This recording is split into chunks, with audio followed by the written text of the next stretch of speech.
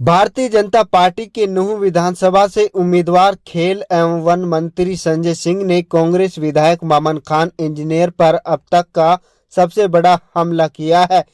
उन्होंने नूंह विधानसभा के आटा गांव में भीड़ को संबोधित करते हुए कहा कि जो खुलेआम धमकी दे रहे हैं मामन खान जैसे विधायक, मैं दावे के साथ कह रहा हूं कि इतना कमजोर आदमी मैंने कभी नहीं देखा। मैंने उसके गांव में कहा, चंडीगढ़ में कहा और आज भी कह रहा हूं, उसकी औकात नहीं जो किसी भी हमारे समाज के किसी व्यक्ति से तू कह दे।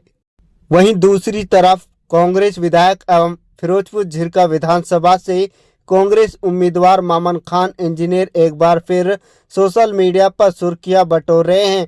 कांग्रेस विधायक एवं उम्मीदवार मामन खान इंजीनियर ने वीमा गांव में आयोजित समर्थन समारोह में अपने भाषण के दौरान सरकार आने पर कुछ लोगों को सबक सिखाने की बात कही थी।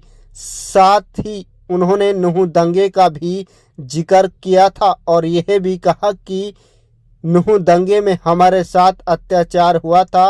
अब इसके बाद भारतीय जनता पार्टी के उम्मीदवार एवं खेल वन मंत्री संजय सिंह ने उन पर करारा हमला किया है। धीरे धीरे नेताओं की जुबानी जंग तेज होती जा रही है और जबान भी फिसलने लगी है, जिससे इन नेताओं की मुसीबत बढ़ने से इनकार नहीं किया जा सकता।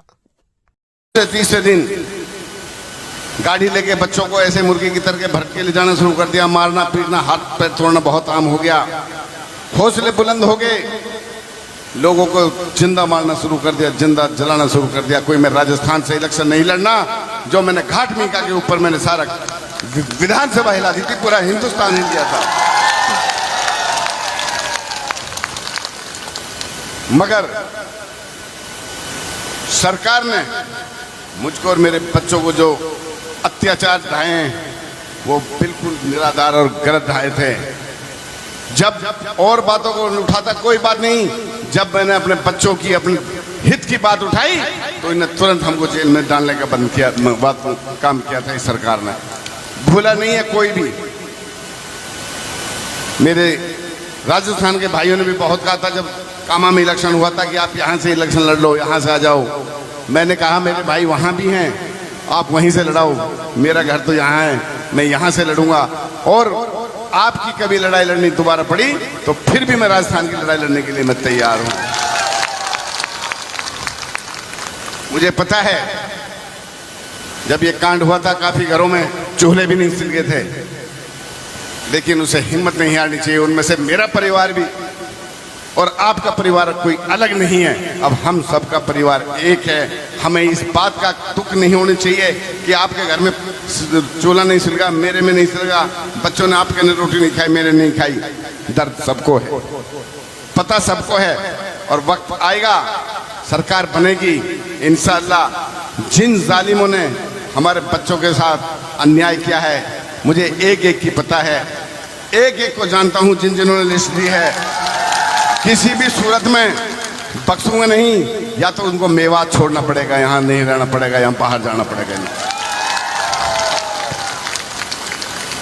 बस ज्यादा नहीं कहूंगा, आप धैर्य बना के रखिए। 8 तारीख आ रही है, 5 को आपने मतदान करना है।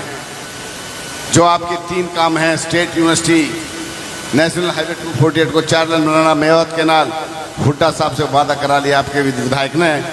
पहली कलम से आपके तीनों काम मंजूर करा के लाऊंगा। जो खुलेआम धमकी दे रहे हैं जो मामन खान जैसे विधायक, और मैं दावे के साथ कह रहा हूँ, इतना कमजोर आदमी मैंने आज तक कभी नहीं देखा। मैंने उसके गांव में कहा, उसको चंडीगढ़ में कहा, और आज भी कह रहा हूँ, उसकी औकात नहीं जो किसी भी हमारे समाज के किसी व्यक्ति के साथ तू कह दे।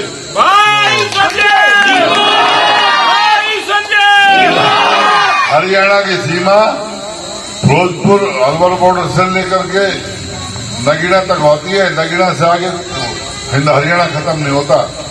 जिस प्रकार उसने चैलेंज किया है, मैं दावे के साथ कह सकता हूं, अगर तुम्हें हिम्मत है तो किसी भी आदमी को हाथ में आकर देखना, संजय सिंह जवाब देने के साथ खड़ा हुआ है।